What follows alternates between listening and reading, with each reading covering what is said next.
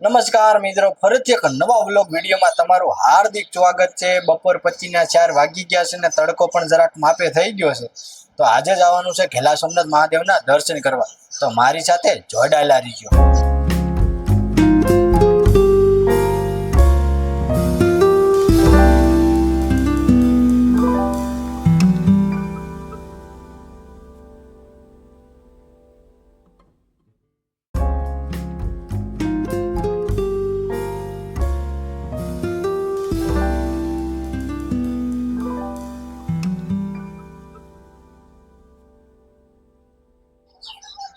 મિત્રો આપણે ઘેલા સોમનાથ દાદાએ પહોંચી ગયા છે। તમે જોઈ શકો છો નજારો, વ્યૂ જોઈ શકો છો।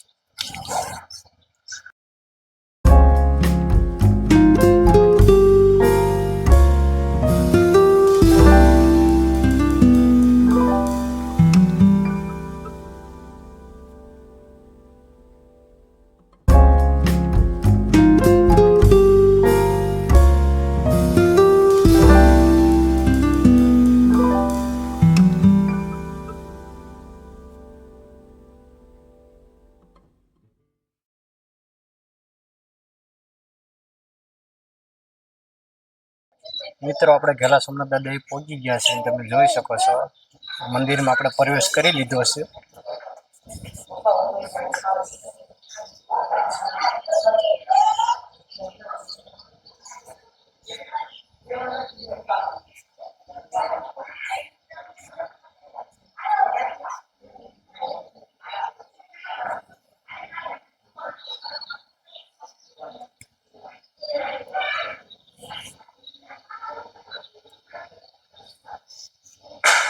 મિત્રો અમે પણ દર્શન કરી લીધા છે। તમે પણ સોમનાથ દાદાના દર્શન કરી લેજો અને અમારી સાથે જોડાયેલા રહેજો।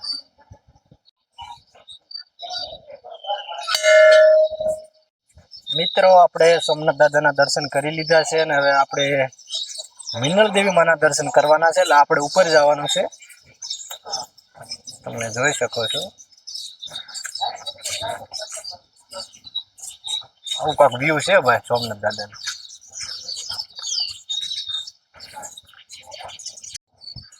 મિત્રો મારી પાછળ તમને જે દેખાય છે તે રૂમ છે। તમે જોઈ શકો છો આ રૂમ જે કોઈ પણ વ્યક્તિ ઘેલા સોમનાથમાં રાત્રિ રોકાણ કરવા માંગતા હોય તેને ભાડે આપવામાં આવે છે। એટલે તે ખાસ નોંધ લેવી। મિત્રો આ બાજુ બગીચા છે અને એટલું બધું પબ્લિક નથી। જો મિત્રો તમારે પબ્લિક જોવું હોય અને શ્રાવણ મહિનામાં 7મ 8મ અને ભાદરવીની દી તમે આવો તો મિત્રો લાખોની સંખ્યામાં પબ્લિક અહીંયા આવે છે। સોમનાથ દાદાના દર્શન કરે છે અને મહાપ્રસાદનો લાભ પણ લે છે। એટલે જે કોઈ મિત્રોને એવું થતું હોય કે આ પબ્લિક નથી તો તમારે શ્રાવણ મહિનામાં આવવું પડે ભાઈ। મિત્રો આપણે રસ પીવા આવી ગયા છે। તમે જોઈ શકો છો ગરમીમાં આ પીવું પડે। મિત્રો આપણે મિનલ દેવી માએ પહોંચી ગયા છીએ। તો ચાલો આપણે પહેલા દર્શન કરી લઈએ।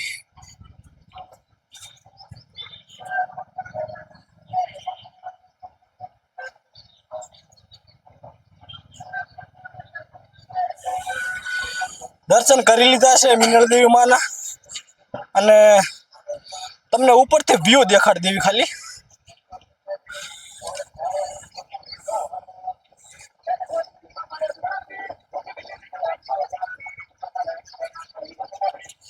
ઉપરથી આવું કાંક વ્યૂ છે ભાઈ। મિનલ દેવી માના દર્શન કરી લીધા છે અને હું ને અર્ચિલભાઈ આ બાજુ આવતા રહ્યા છીએ। જો આ બાજુ નાના છોકરાને હિંચકવા માટે હિંચકા, લપસણી એવું બધું છે મિત્રો। મિત્રો આ બાજુ ગૌશાળા છે। ઘેલા સોમનાથ ટ્રસ્ટ દ્વારા આ ગૌશાળા ચાલે છે।